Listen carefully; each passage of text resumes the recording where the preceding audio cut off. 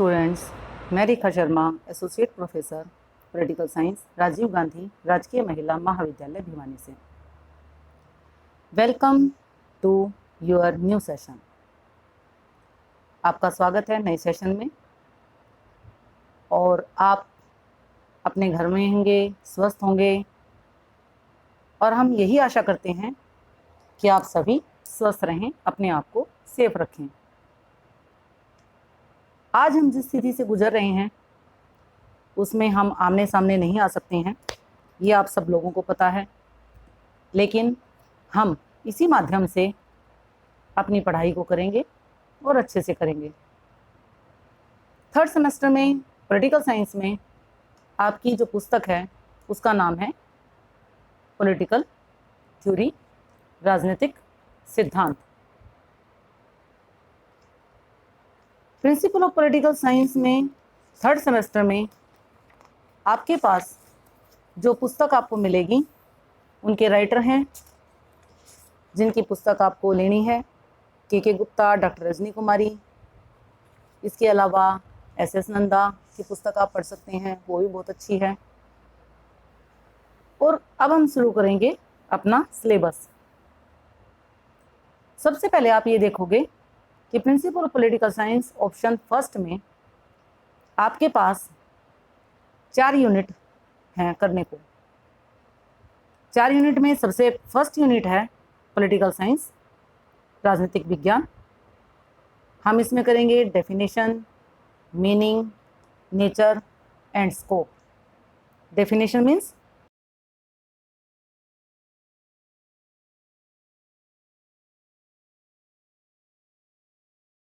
क्षेत्र, अर्थात हम राजनीतिक विज्ञान की परिभाषाएं करेंगे, उसका अर्थ करेंगे, उसकी प्रकृति करेंगे और उसका क्षेत्र करेंगे। इसके अलावा इसमें एक और क्वेश्चन हम करेंगे, relation of political science with other social sciences, यानी राजनीतिक विज्ञान का दूसरे सामाजिक विज्ञानों से क्या संबंध पाया जाता है। तो बच्चों, आपकी यूनिट फर्स्ट में 2 क्वेश्चन हमारे पास आते हैं। पहला political science, definitions, meaning, nature and scope, और दूसरा relations of political science with other social sciences. अब जो हमारा फर्स्ट क्वेश्चन है political science, definition, meaning, nature and scope, उसमें हम 3 क्वेश्चन करेंगे। यानी जब हम एग्जाम देंगे तो उसमें हमारे डिफरेंट क्वेश्चन आ सकते हैं, जैसे कि what do you mean by political science, define it's definitions, meaning and nature. एक क्वेश्चन आ सकता है कि define definition of political science and discuss it's scope. एक क्वेश्चन आपका आ सकता है कि define definition, nature and scope of political science. अर्थात आपके पास 3 क्वेश्चन हैं। एक क्वेश्चन है कि राजनीतिक विज्ञान का अर्थ और परिभाषाएं बताते हुए उसकी प्रकृति का वर्णन करें। दूसरा क्वेश्चन आपके पास आ सकता है कि पॉलिटिकल साइंस का अर्थ और परिभाषाएं बताते हुए उसके क्षेत्र का वर्णन कीजिए। और एक आपके पास क्वेश्चन आ सकता है कि राजनीतिक विज्ञान का अर्थ, परिभाषाएं, प्रकृति और उसके क्षेत्र का वर्णन कीजिए। उसी प्रकार से जैसे हमारा सेकंड क्वेश्चन था relation of political science with other social sciences में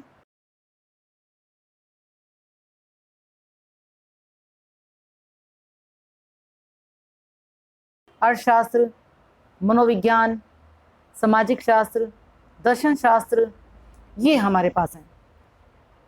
तो ये अलग अलग जो सामाजिक विज्ञान हैं, इनका राजनीतिक विज्ञान के साथ क्या संबंध पाया जाता है, इसमें भी आपके अलग अलग सामाजिक विज्ञान के साथ पॉलिटिकल साइंस का जो संबंध है उसके ऊपर एक क्वेश्चन आपका आ सकता है। इसका तात्पर्य है कि इस क्वेश्चन में हमारे 4 या 5 क्वेश्चन बन सकते हैं। एक क्वेश्चन तो हमारा यही आ जाएगा कि राजनीतिक विज्ञान के साथ दूसरे सामाजिक विज्ञानों का क्या संबंध पाया जाता है, बताइए या वर्णन कीजिए।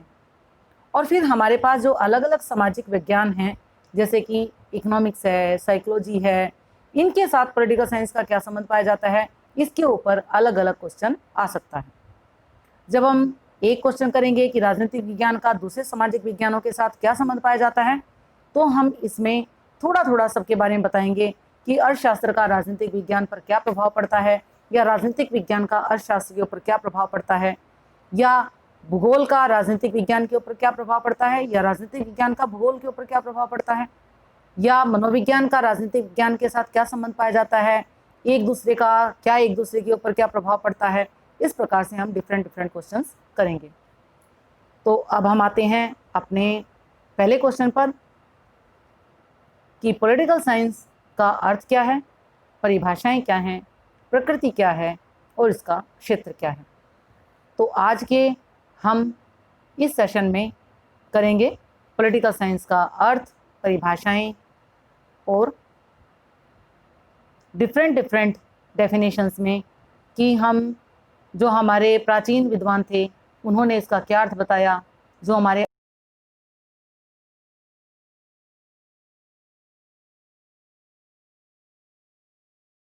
प्राचीन और आधुनिक विचारक हैं उनको मिलाकर एक और हमारे पास आधुनिक ईरा आता है जो हमारे द्वितीय महायुद्ध के बाद का आता है, कि वो विद्वान पॉलिटिकल साइंस के बारे में अपने क्या विचार रखते हैं, इसका क्या अर्थ बताते हैं, इसकी क्या डेफिनेशंस बताते हैं। तो बच्चों हम शुरू करते हैं सबसे पहले कि राजनीतिक विज्ञान का अर्थ, परिभाषाएं। तो इसमें हम करेंगे सबसे पहले भूमिका, इंट्रोडक्शन। आप बच्चों जानते हो कि राजनीतिक सिद्धांत मानवीय सामाजिक अस्तित्व की उचित व्यवस्था के सिद्धांतों का आलोचनात्मक अध्ययन है, ये जर्मिनो ने कहा था। अर्थात हम ये कह सकते हैं कि राजनीतिक सिद्धांत मनुष्य का जब समाज में अस्तित्व आया और उसी से संबंधित जो उसकी जीने की, रहने की और जो उसने अपने जीवन में किया, जो व्यवस्थाएं होती चली गई, उन सब सिद्धांतों का आलोचनात्मक अध्ययन है। अर्थात हमारे पास कुछ कॉन्सेप्ट्स आएंगे, उन कॉन्सेप्ट्स को हम पढ़ेंगे। जैसे राजनीति भी एक कॉन्सेप्ट है, हम उसे पढ़ेंगे। सिद्धांत जो है वो किसी भी वैज्ञानिक के विचार हो सकते हैं, उसकी विचारधारा हो सकती है। तो हम ये देखेंगे कि राजनीति से संबंधित हमारे पास कौन कौन से सिद्धांत आते हैं, और इस प्रकार हम सबसे पहले देखेंगे कि राजनीतिक सिद्धांत करने से पहले कि राजनीतिक विज्ञान क्या है। तो आधुनिक युग में कोई भी मनुष्य ऐसा होगा जो राजनीतिक शब्द से परिचित नहीं होगा, क्योंकि शब्द का साधारण भाषा में प्रयोग किया जाता है और साधारण वाद विवाद में भी कहा जाता है कि ज़्यादा राजनीति करने की आवश्यकता नहीं है। अर्थात एक और शब्द राजनीति शास्त्र और दूसरी ओर राजनीतिक विज्ञान का प्रयोग बहुत ही प्रचलित है। विद्यालयों में, महाविद्यालयों में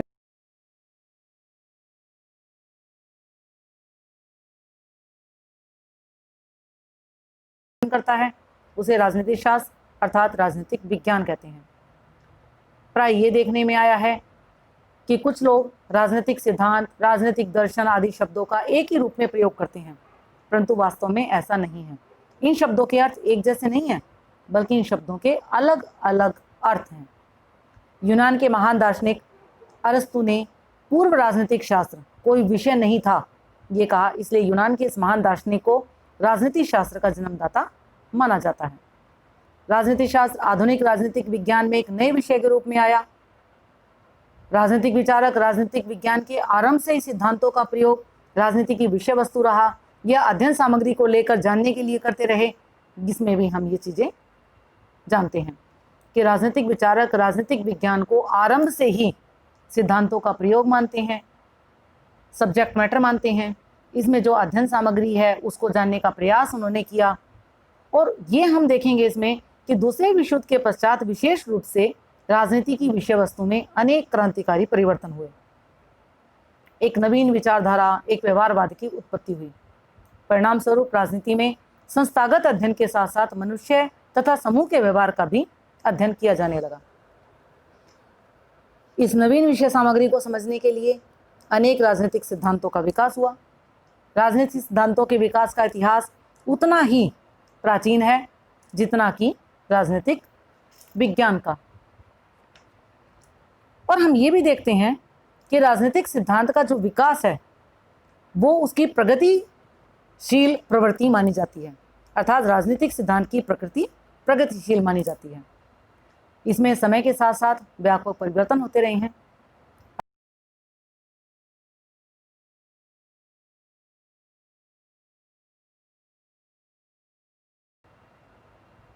हम ये पहले भी कह चुके हैं कि प्राय राजनीतिक सिद्धांत, राजनीतिक दर्शन तथा राजनीतिक विचारधारा में परिवर्तन नहीं किया जाता। जिस तरह राजनीतिक सिद्धांत राजनीतिक विज्ञान और इसकी विषय वस्तु को समझने में हमारी सहायता प्राप्त करते हैं, उसी प्रकार से राजनीतिक दर्शन और राजनीतिक विचारधारा के माध्यम से भी हमें राजनीतिक विज्ञान की अध्ययन सामग्री तथा विषय वस्तु की जानकारी होती है। अतः राजनीतिक सिद्धांत को भी अनेक विद्वान राजनीतिक दर्शन और राजनीतिक विचारधारा के समान ही परिभाषित कर देते हैं, जो कि वास्तव में उचित नहीं है। तो बच्चों, राजनीतिक सिद्धांत का अपना ही एक विशेष अर्थ और स्वरूप है। तो हम इसको किस रूप में जानेंगे और कैसे देखेंगे? जैसे कि सबसे पहले हम देखते हैं कि मनुष्य एक सामाजिक प्राणी है। Man is a social animal. ये एक सर्वमान्य सत्य है कि मनुष्य एक सामाजिक प्राणी है। यूनान के महान दार्शनिक अरस्तु का कहना है कि मनुष्य एक सामाजिक प्राणी है। अपने स्वभाव तथा आवश्यकताओं के कारण वह समाज के बिना नहीं रह सकता। अरस्तु का कथन है कि जो मनुष्य समाज के बिना रह सकता है वह या तो पशु है अथवा देवता, अर्थात man is social animal. A man who can't live without society is either beast और गॉड। अर्थात जो मनुष्य समाज के बिना रह सकता है तो या तो वो पशु है या फिर वो देवता है, क्योंकि मनुष्य एक सामाजिक प्राणी है। समाज में जितने भी मनुष्य रहते हैं, मनुष्य का एक दूसरे से ही काम चलता है। जैसे कि शुरू में आप जानते हैं कि मनुष्य आदिमानव था, इधर से उधर भटकता था, और धीरे धीरे जैसे उसने रहना शुरू किया, जैसे जैसे उसने खेती करना शुरू किया, परिवार और कबीलों के साथ रहना शुरू किया, उसके बाद उसे लगा कि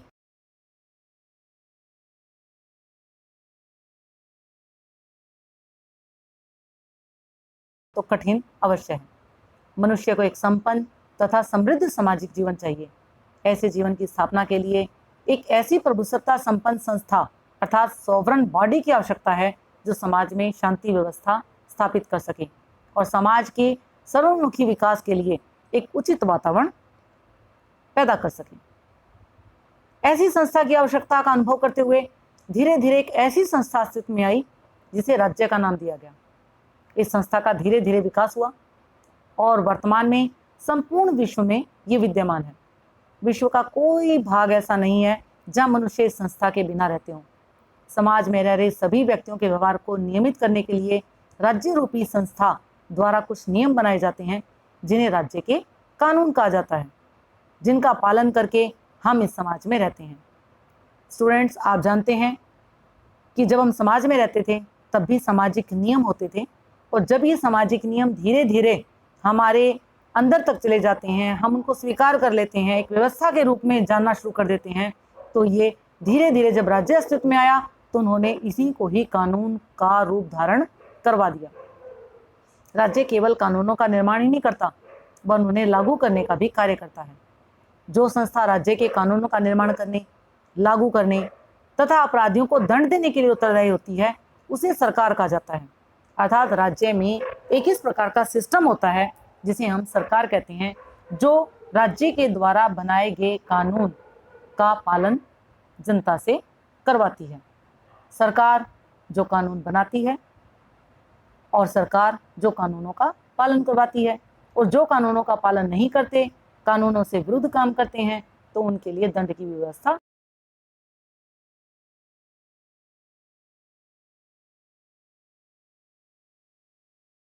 का विस्तार से हम अध्ययन जब करेंगे, जब हम विषय को जान लेंगे, अर्थात कि राजनीतिक शास्त्र क्या है, राजनीतिक विज्ञान का क्या है, किसे कहते हैं राजनीतिक विज्ञान, क्या है राजनीतिक शास्त्र, इसका अर्थ क्या है। इसका अर्थ जानने के लिए हम ये देखेंगे कि राज्य और समाज का अध्ययन करने वाले जो विषय हैं, अर्थात राजनीतिक शास्त्र का इतिहास बहुत पुराना है। इसे एक विषय के रूप में स्थापित करने का श्रेय निश्चित रूप से यूनान के महान दार्शनिक अरस्तु को जाता है। इसका आरंभ यूनान से तब हुआ जब वहाँ छोटे छोटे नगर राज्यों का अस्तित्व था। नगर राज्यों को यूनानी भाषा में पोलिस कहा जाता है। वर्तमान में जिस विषय को हम राजनीतिक विज्ञान और राजनीतिक शास्त्र कहते हैं, उसे उस समय यूनान में पॉलिटिक्स कहा जाता था, राजनीति कहा जाता था। राजनीति अथवा पॉलिटिक्स, जैसे हिंदी में राजनीति और अंग्रेजी में पॉलिटिक्स, ये शब्द नहीं है, वरन ये यूनानी भाषा के दो शब्दों पोलिस तथा पोलिटिकोस से बना है। अर्थात दो शब्द पोलिस और पोलिटिकोस से बना है। यूनानी भाषा में पोलिस का अर्थ है नगर राज्य और पोलिटिकोस का अर्थ है नगर, नागरिक या नागरिकता से संबंधित, अर्थात जो लोग इसमें रहते हैं। ये नगर राज्य सुव्यवस्थित और राजनीतिक दृष्टि से सर्वोच्च होते थे तथा इनका उद्देश्य अपने नागरिकों को आत्मनिर्भर बनाना और अच्छा जीवन प्रदान करना होता था। समय के साथ साथ नगर राज्यों का स्वरूप बदलता गया। नगर राज्यों के स्थान पर राष्ट्रीय राज्यों का उदय हो गया और इन राष्ट्रीय राज्यों का अध्ययन करने वाले विषयों को विद्वानों ने राजनीति शास्त्र का नाम दे दिया। समय के साथ साथ जैसे जैसे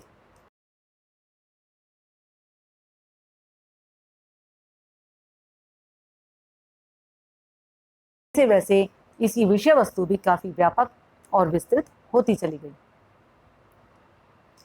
अब हम देखेंगे बच्चों कि राजनीतिक शास्त्र से संबंधित हमारे परंपरागत और आधुनिक विचार।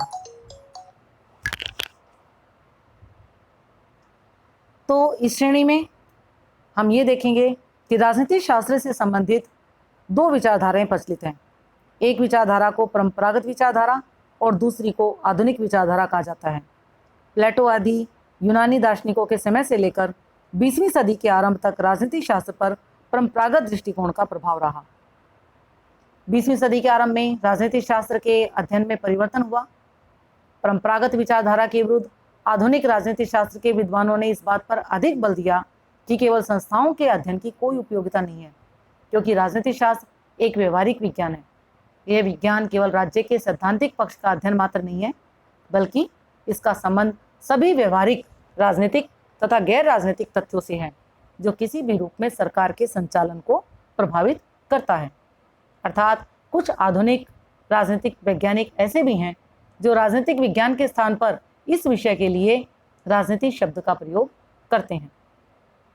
राजनीतिक शास्त्र के संबंध में वर्तमान में दोनों ही विचारधाराएं जैसे कि परंपरागत तथा आधुनिक प्रचलित हैं। अब बच्चों आप जान गए होंगे कि परंपरागत दृष्टिकोण का प्रभाव कब तक रहा और आधुनिक दृष्टिकोण में परिवर्तन कैसे और किस सदी में आया।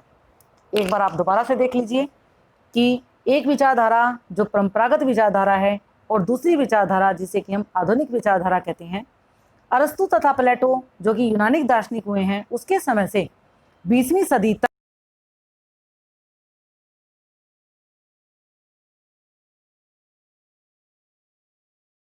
जो परिवर्तन आए वो आधुनिक विचारधारा के आधार पर आए, तो हम उसे आधुनिक विचारधारा के अंतर्गत लेंगे। अर्थात हमारे पास अभी दो अर्थ आए हैं, दो प्रकार की परिभाषाएं आई हैं, परंपरागत परिभाषाएं और आधुनिक परिभाषाएं। परंपरागत परिभाषाओं में हम 20वीं सदी से पहले के जो विद्वान हैं उनकी परिभाषाओं के बारे में जानकारी प्राप्त करेंगे और जो आधुनिक परिभाषाएं हैं उनमें हम 20वीं सदी के बाद के जो हमारे राजनीतिक विचारक हैं उनकी परिभाषाओं के बारे में जानकारी प्राप्त करेंगे। तो सबसे पहले हम बात करते हैं परंपरागत परिभाषाएं, ट्रेडिशनल डेफिनेशंस की। सबसे पहला नंबर आता है गार्नर का। प्रसिद्ध राजनीति शास्त्र हुए हैं गार्नर। उनके अनुसार राजनीतिक शास्त्र का आरंभ और अंत राज्य से होता है। जब हम परिभाषाएं करते हैं तो हमारा इनका लिखने का भी एक तरीका होता है। हम लिखेंगे कि प्रसिद्ध राजनीतिक शास्त्री गार्नर के अनुसार कोमा, इन्वर्टेड कोमा शुरू, राजनीतिक शास्त्र का आरंभ एवं अंत राज्य से होता है, इन्वर्टेड कोमा क्लोज। और हम इसको अंडरलाइन भी करेंगे। जब आप एग्जाम में लिखोगे तो सबसे पहले आप लिखोगे प्रसिद्ध राजनीतिक शास्त्री गार्नर के अनुसार कोमा और नेक्स्ट लाइन में आप लिखोगे इन्वर्टेड कोमा शुरू। और ये परिभाषा लिखकर जब आप इन्वर्टेड कोमा क्लोज करेंगे तो आप उस परिभाषा को अंडरलाइन करेंगे और राइटर के नाम को भी यानी विद्वान के नाम को भी अंडरलाइन करेंगे। तो गार्नर क्या कहता है कि राजनीतिक शास्त्र का आरंभ और अंत राज्य से होता है। तात्पर्य क्या है कि राजनीतिक शास्त्र की हम शुरुआत कब मानते हैं? राज्य के शुरू से और राज्य के अंत से, अर्थात जब राज्य अस्तित्व में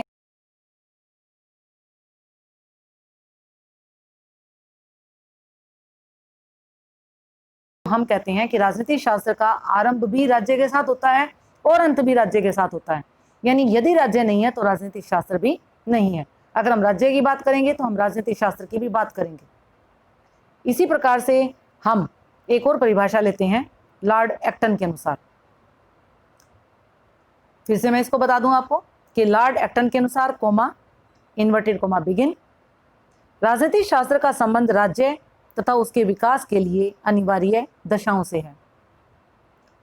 हम इसको अंडरलाइन भी करेंगे, जैसे मैंने पहले आपको बताया था कि लॉर्ड एक्टन के अनुसार अंडरलाइन कोमा और नेक्स्ट लाइन में आप इसको लिखोगे इन्वर्टेड कोमा शुरू, राजनीतिक शास्त्र का संबंध राज्य तथा उसके विकास के लिए अनिवार्य दशाओं से है, इन्वर्टेड कोमा क्लोज, और आप उसको अंडरलाइन करोगे। तो एक्टन क्या कहते हैं? एक्टन कहते हैं कि राजनीतिक शास्त्र क्या है? राजनीतिक शास्त्र का संबंध किससे पाया जाता है? राज्य के साथ पाया जाता है, और राज्य के विकास के लिए जो अनिवार्य दशाएं हैं उनका संबंध भी राजनीतिक शास्त्र के साथ पाया जाता है। अर्थात राजनीतिक शास्त्र के अंतर्गत हम राज्य और उसके विकास के बारे में बात करते हैं। इसके बाद एक और परिभाषा हम करेंगे जर्मीनो के अनुसार। जर्मीनो के अनुसार राजनीतिक सिद्धांत मानवीय सामाजिक अस्तित्व की उचित व्यवस्था के सिद्धांतों का आलोचनात्मक अध्ययन है। इसको भी हम कैसे लिखेंगे?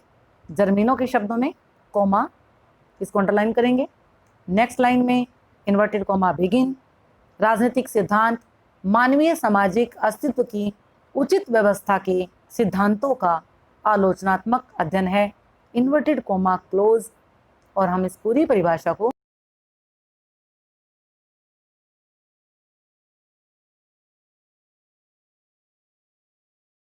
ताकि एग्जामिनर को ये पता चले कि आप कुछ इंपॉर्टेंट चीज़ें बताने लग रहे हैं।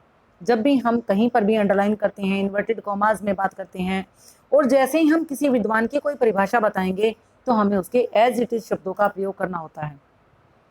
तो लॉर्ड एक्टन, गार्नर और उसी प्रकार से जर्मीनो ने भी राजनीतिक विज्ञान की परिभाषा दी। तो जर्मीनो क्या कहता है कि राजनीतिक शास्त्र क्या है, राजनीतिक विज्ञान क्या है? कि राजनीतिक सिद्धांत मानवीय सामाजिक अस्तित्व की उचित व्यवस्था के सिद्धांतों का आलोचनात्मक अध्ययन है। अर्थात political theory is the critical study of the principles of right orders in human social existence. अर्थात राजनीतिक सिद्धांत क्या है? राजनीतिक सिद्धांत वो हैं जो मनुष्य के सामाजिक अस्तित्व के लिए जो उचित व्यवस्थाएं हैं, जो राज्य ने व्यवस्थाएं कर रखी हैं, जिनके द्वारा मनुष्य का सामाजिक जीवन अस्तित्व में है, मनुष्य अपने जीवन का विकास करता है, उन सिद्धांतों का हम आलोचनात्मक अध्ययन करते हैं। तो हम किस में करते हैं? राजनीतिक शास्त्र के अंतर्गत करते हैं। क्योंकि जब एक राजनीतिक सिद्धांत की बात होती है, हम आगे इसके बारे में बात करेंगे कि राजनीतिक सिद्धांत क्या होता है, सिद्धांत किसे कहते हैं। तो राजनीतिक सिद्धांत, जैसे कि मैंने बताया कि सिद्धांत मीन्स विचारधारा, राजनीतिक मीन्स जो राजनीति से रिलेटेड है, तो राजनीतिक सिद्धांत जो राजनीति से रिलेटेड विचारधारा है। तो जो कॉन्सेप्ट हमारे सामने आता है, जो सिद्धांत हमारे सामने आता है, जब कोई विद्वान किसी सिद्धांत के बारे में बात करता है, सिद्धांत देता है, तो नेचुरल है आगे आने वाले जो विचारक होते हैं, तो कुछ विद्वान उसके साथ होते हैं, कुछ विद्वान उस सिद्धांत को आगे बढ़ाते हैं, लेकिन कुछ विद्वान जो आगे आते हैं वो अपने समय के अनुसार उस सिद्धांत की आलोचना करते हैं। तो हमेशा जो आलोचना होती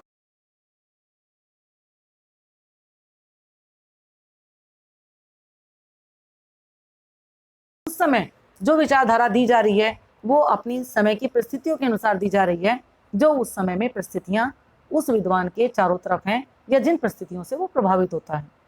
तो इस प्रकार आपने जो परंपरागत परिभाषाएं की उसमें आपने एक चीज़ देखी कि हमने इसमें केवल राज्य का प्रयोग किया है, राज्य से संबंधित उचित व्यवस्थाओं का प्रयोग किया है, या हमने उन बातों का अध्ययन किया है कि जो राजनीतिक शास्त्र नागरिकों से संबंधित जो भी उसके जीवन के पक्ष हैं, उनसे रिलेटेड जो भी बातें हैं वो राजनीतिक शास्त्र के अंतर्गत आती हैं, मनुष्य के जीवन से संबंधित, मनुष्य के विकास से संबंधित। तो जो राज्य में ही संभव होता है, राज्य की सरकार के द्वारा ही संभव होता है, और हम इसीलिए राजनीतिक विज्ञान के अंदर ही इनका अध्ययन करते हैं। इसके बाद हमारे पास आती हैं आधुनिक परिभाषाएं, मॉडर्न डेफिनेशंस। अर्थात 20वीं सदी के बाद के जो राजनीतिक विचारक हैं वो राजनीतिक विज्ञान के बारे में क्या कहते हैं, उसके अर्थ के बारे में क्या कहते हैं। सबसे पहले हम परिभाषा करते हैं कैप्लॉन के अनुसार। कैप्लॉन का कहना है कि संपूर्ण राजनीति शास्त्र में शक्ति की अवधारणा संभवतः सर्वाधिक महत्वपूर्ण है। जब हम आधुनिक विचारकों की बातें करेंगे तो हम ये देखते हैं कि अब राज्य और सरकार से भी आगे बढ़कर व्यक्ति के जीवन में कुछ व्यवस्थाएं आती हैं। अर्थात व्यक्ति व्यक्ति के साथ मिला, व्यक्ति ने सामाजिक व्यवस्थाएं बनाई, व्यक्तियों ने सामाजिक व्यवस्थाओं के साथ साथ संगठन बनाए, लोगों ने उन संगठनों में आपस में एक दूसरे के साथ जो भी आदान प्रदान करना सीखा, क्योंकि जीवन की जो व्यवस्थाएं थी वो अकेले से संभव नहीं थी, एक दूसरे के साथ ही संभव थी। तो अब हम यहाँ पर राज्य से आगे निकलकर सरकार तक आते हैं, एक सत्ता तक आते हैं, एक शक्ति तक आते हैं।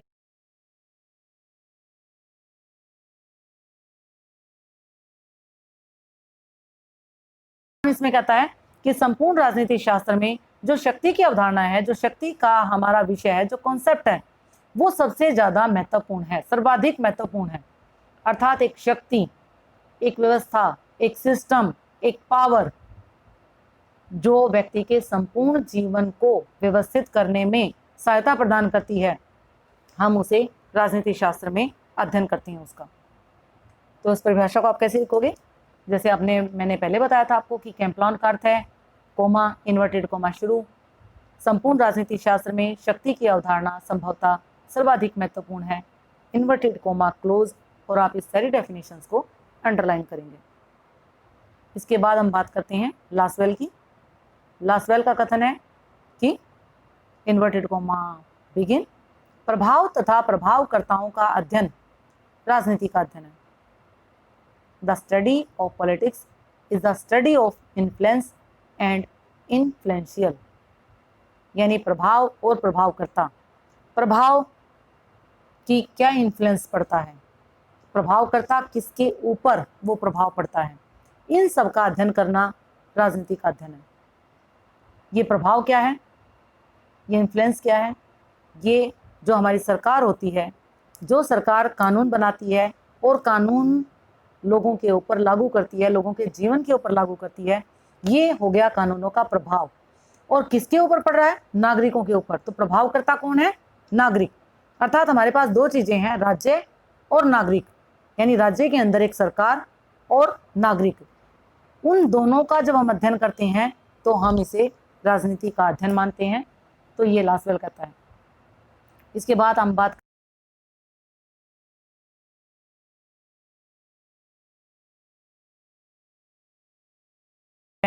जैसे अर्थशास्त्र धन की, जीव विज्ञान जीवन की, बीजगणित अंकों की तथा रेखा गणित स्थान तथा ऊंचाई को करता है। अर्थात सिले क्या कहता है कि राजनीतिक शास्त्र सरकार के तत्वों की खोज उसी प्रकार करता है, सरकार के तत्वों की खोज। अर्थात अब हम बात कर रहे हैं कि राज्य के अंदर जो एक सिस्टम है, जो एक शक्ति है, जिसे हम सरकार का नाम देते हैं, और सरकार के कुछ एक फैक्टर्स होते हैं। तो राजनीतिक शास्त्र किसकी खोज करता है? उन फैक्टर्स की खोज करता है। और ये खोज कैसे करता है? जैसे कि अर्थशास्त्र धन की, क्योंकि धन के साथ ही अर्थशास्त्र है, धन का अध्ययन अर्थशास्त्र का अध्ययन है। हमने नाम दिया है इकोनॉमिक्स, जो धन के बारे में, धन का क्या महत्व है, धन हमारे जीवन पर क्या प्रभाव डालता है, धन को हम कैसे व्यवस्थित कर सकते हैं, इसके बारे में जानकारी प्रदान करता है। जीव विज्ञान जीवन की, अर्थात हमारा जीवन कैसे चल रहा है, किस प्रकार से चल रहा है, क्यों चल रहा है और इसे कौन चला रहा है, इस प्रकार का जब हम अध्ययन करते हैं तो हम जीव विज्ञान में करते हैं। और बीजगणित अंकों की, अर्थात जब हम अंकों की बात करते हैं, फिगर की बात करते हैं, तो हम क्या पढ़ते हैं? नंबर्स की जब बात करते हैं, ज्योमेट्री की जब हम बात करते हैं, तो हम एल्जेब्रा और ज्योमेट्री जब हम पढ़ते हैं तो रेखा गणित जैसे स्थान, ऊंचाई यानी स्पेस या मैग्नीट्यूड क्या होता है। तो इसी प्रकार से हम राजनीति शास्त्र में सरकार के तत्वों की खोज करते हैं। अर्थात जब मैंने आपको शुरू में बताया था कि राजनीति शास्त्र का जब हम एक अध्ययन करेंगे, हमारा सेकंड क्वेश्चन आएगा कि अन्य सामाजिक विज्ञानों के साथ क्या संबंध पाया जाता है, तो हम इस परिभाषा में उसी चीज को देख रहे हैं कि जिसमें सीले कहता है कि राजनीतिक शास्त्र सरकार के तत्वों की खोज उसी प्रकार करता है जैसे अर्थशास्त्र धन की, जीव विज्ञान जीवन की, बीजगणित अंकों की और रेखा गणित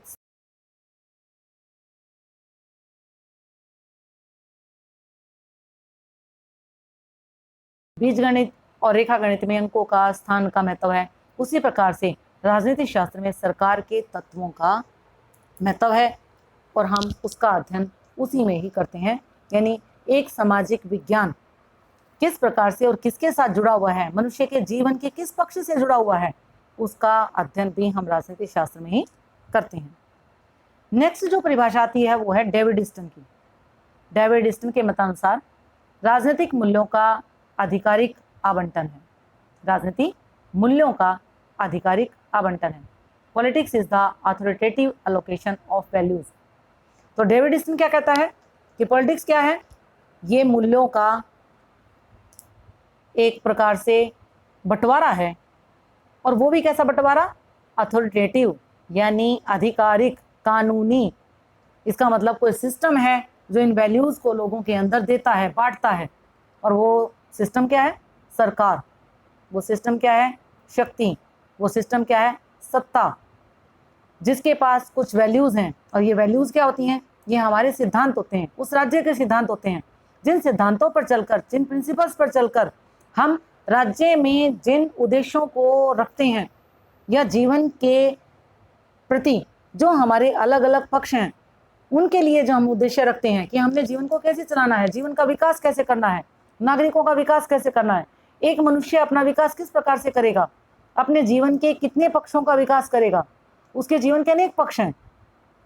इन सब वैल्यूज़ का जो हम बंटवारा करते हैं, हम एलोकेशन करते हैं, वो हमारा अथॉरिटेटिव होता है, आधिकारिक होता है। बिना किसी सत्ता के, बिना किसी शक्ति के ये संभव नहीं हो सकता।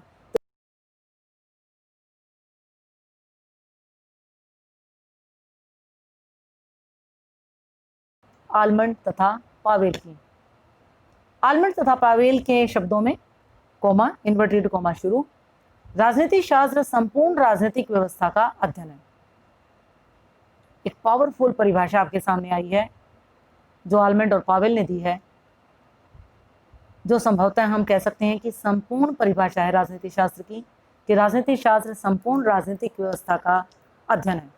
अर्थात हम जब संपूर्ण राजनीति का अध्ययन करते हैं, वो हमारा विषय है राजनीति शास्त्र। राजनीतिक व्यवस्था, पॉलिटिकल सिस्टम। पॉलिटिकल सिस्टम एक राजनीतिक व्यवस्था है जिसमें हमारे पास कुछ लोग शामिल नहीं हैं, बल्कि सभी नागरिक, और उन नागरिकों में से उनके प्रतिनिधि जो कि सरकार का निर्माण करते हैं, वो प्रतिनिधि जो उन लोगों के जीवन को व्यवस्थित करते हैं।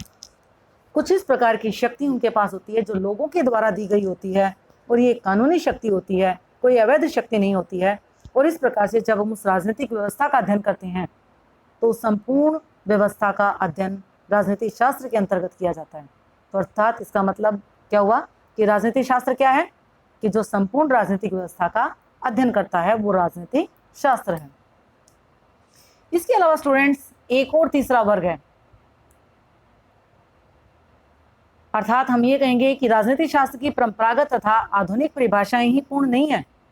दोनों ही विद्वानों की परिभाषाएं अपूर्ण और एक पक्षीय हैं। वास्तव में राजनीतिक शास्त्र में राज्य तथा सरकार का अध्ययन किया जाता है। यानी जो परंपरागत विचारक थे उन्होंने राज्य का अध्ययन बताया, और जो आधुनिक परिभाषाएं थीं और जो आधुनिक विचारक थे उन्होंने सरकार का अध्ययन किया। लेकिन राज्य और सरकार एक दूसरे के पूरक हैं, ये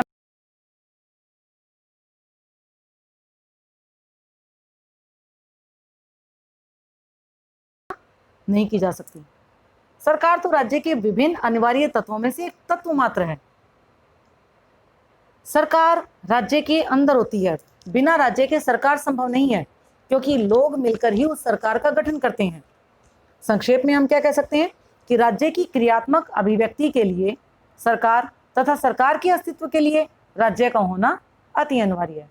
अर्थात एक दूसरे के साथ दोनों जुड़े हुए हैं, और इसलिए राजनीतिक शास्त्र में राज्य तथा सरकार दोनों का ही अध्ययन किया जाता है। विद्वानों के मत से इस तथ्य की पुष्टि हो जाती है। और वो विद्वान कौन कौन है? सबसे पहले हम नाम लेते हैं आशीर्वादम का। आशीर्वादम के अनुसार राजनीतिक विज्ञान राज्य तथा शासन का विज्ञान है। इसके अलावा हम बात करते हैं गिलक्राइस्ट की। गिलक्राइस्ट के अनुसार राजनीतिक शास्त्र राज्य तथा सरकार की सामान्य समस्याओं से संबंधित है। अर्थात गिलक्राइस्ट क्या कहते हैं कि राजनीतिक शास्त्र राज्य तथा सरकार की सामान्य समस्याओं से संबंधित है, अर्थात political science deals with the general problems of the state and government. हम यहाँ पर बात कर रहे हैं राज्य की भी और हम बात कर रहे हैं सरकार की भी। अर्थात गिलक्राइस्ट कहता है कि राजनीतिक शास्त्र क्या है। राजनीतिक शास्त्र एक ऐसा शास्त्र है जिसमें हम राज्य और सरकार की जनरल जो प्रॉब्लम्स होती हैं हम उसका अध्ययन करते हैं। यहाँ पर वो बड़ी समस्याओं की बात नहीं कर रहा, क्योंकि जब राज्य अस्तित्व में आया था, जब सरकार अस्तित्व में आई थी, तो उस समय लोगों का जीवन, लोगों की स्वतंत्रता, लोगों की संपत्ति, यही उनके सामने मेन मुद्दे थे। तो ये जो समस्याएं हैं वो सामान्य समस्याओं में आती हैं अगर हम वर्तमान की बात करें तो इसीलिए राजनीतिक शास्त्र का अर्थ क्या है कि राजनीतिक शास्त्र राज्य तथा सरकार की सामान्य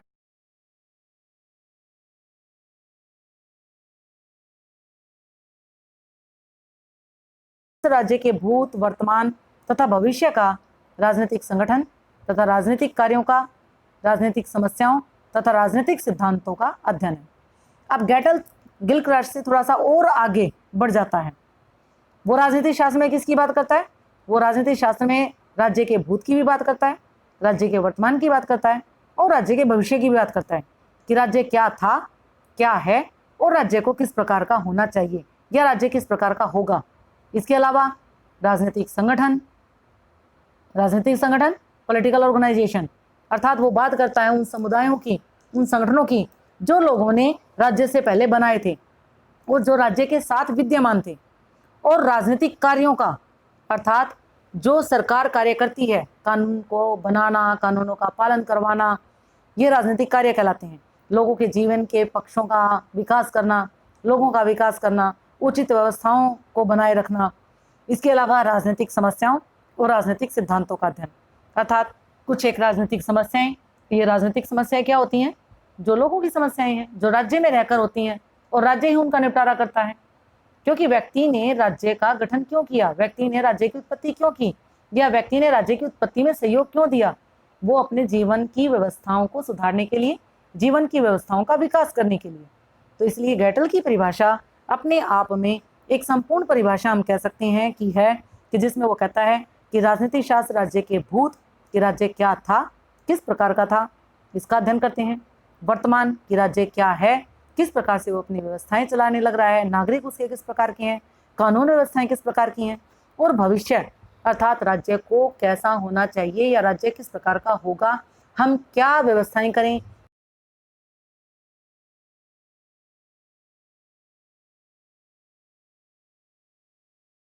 राजनीतिक सिद्धांत, इन सभी का अध्ययन जिस विषय में हम करते हैं, जिस शास्त्र में हम करते हैं, जिस विज्ञान में हम करते हैं, उसका नाम है राजनीतिक शास्त्र।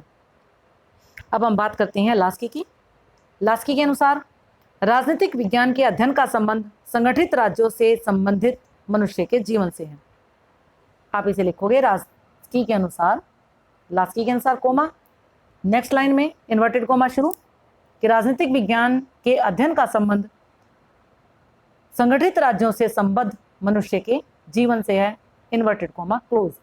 The study of political science concern itself with the life of the man in nation to organise states. अर्थात राजनीतिक विज्ञान का अध्ययन क्या है कि राजनीतिक विज्ञान के अध्ययन का संबंध पाया जाता है संगठित राज्यों से और उससे संबंधित मनुष्यों के जीवन से। अर्थात जो राज्य है, राज्य में संगठित समुदाय हैं, संगठन है, ऑर्गेनाइज्ड है, वो एक सिस्टम, ऑर्गेनाइज सिस्टम है, यानी वो बिखरा हुआ नहीं है, वो एक व्यवस्थित जीवन है। लोगों का व्यवस्थित जीवन किससे बना? व्यवस्थित कानूनों से। व्यवस्थित कानून किसने बनाए? सरकार ने। और सरकार किसने बनाई? लोगों ने, नागरिकों ने। अर्थात राजनीतिक विज्ञान का अध्ययन हम किससे संबंधित करते हैं कि उसका संबंध पाया जाता है संगठित राज्यों से और उससे संबंधित मनुष्यों के जीवन से। यानी जिस जिस संगठन से जिस जिस मनुष्य का जीवन जुड़ा है, और हम अगर ये देखें कि किस किस संगठन से जुड़ा है, तो मनुष्य के जीवन के कितने पक्ष हैं? मनुष्य के जीवन के विभिन्न पक्ष हैं। उसका सामाजिक जीवन, उसका आर्थिक जीवन, उसका राजनीतिक जीवन, उसका शैक्षिक जीवन, उसका धार्मिक जीवन, और इसी से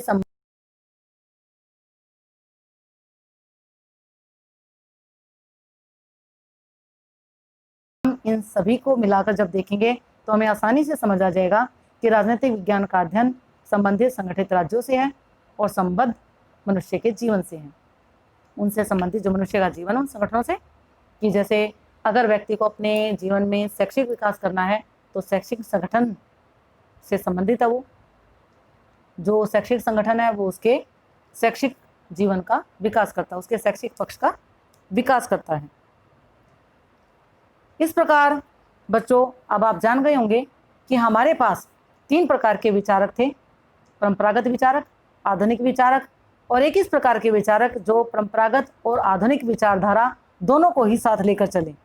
तो निष्कर्ष रूप में हम क्या कहेंगे, हम ये कह सकते हैं कि राजनीतिक शास्त्र की जो परिभाषाएं हमने की उससे हमें स्पष्ट हो गया कि राजनीतिक सिद्धांत एक ऐसे विवरण को कहते हैं जो हमें राजनीतिक वस्तु अथवा घटना की संपूर्ण जानकारी देता है।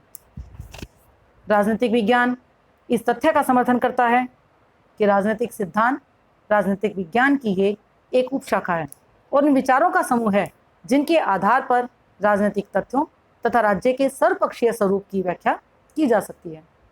राजनीतिक सिद्धांत दर्शन तथा अनुभव दोनों को समान महत्व देता है। दर्शन के बिना अनुभव के आधार पर भविष्यवाणी नहीं की जा सकती, परंतु दर्शन का अभिप्राय केवल कल्पना मात्र ही नहीं है। जब भी कोई राजनीतिक घटना घटित होती है तो उसका व्यवहारिक निरीक्षण करने के लिए, कुछ परिणाम निश्चित करने के लिए राजनीतिक सिद्धांत की सहायता ली जाती है। और राजनीतिक सिद्धांत क्या है कि राजनीतिक सिद्धांत का एकमात्र लक्ष्य है सरकार के कार्यों की व्याख्या मात्र नहीं, बल्कि इसके विपरीत राजनीतिक सिद्धांत का उद्देश्य है मनुष्य की आवश्यकताओं के आधार पर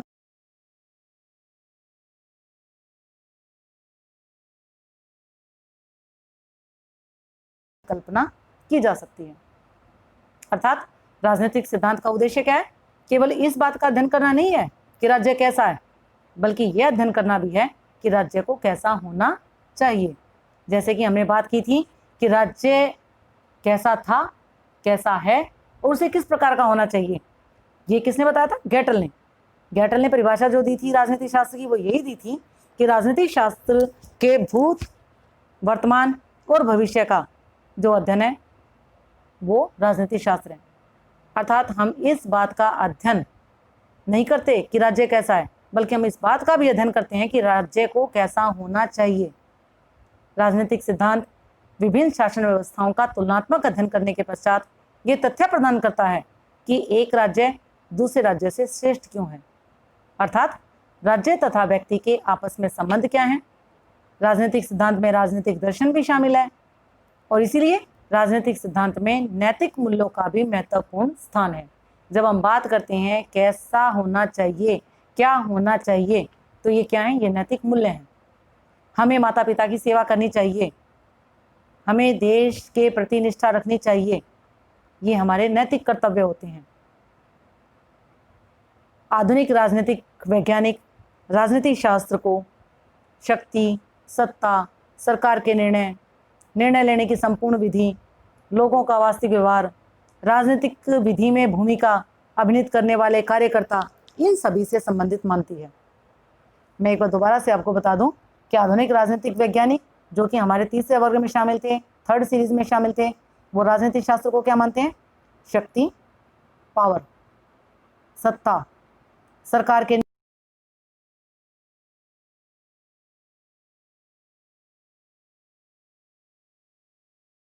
लोगों का वास्तविक व्यवहार।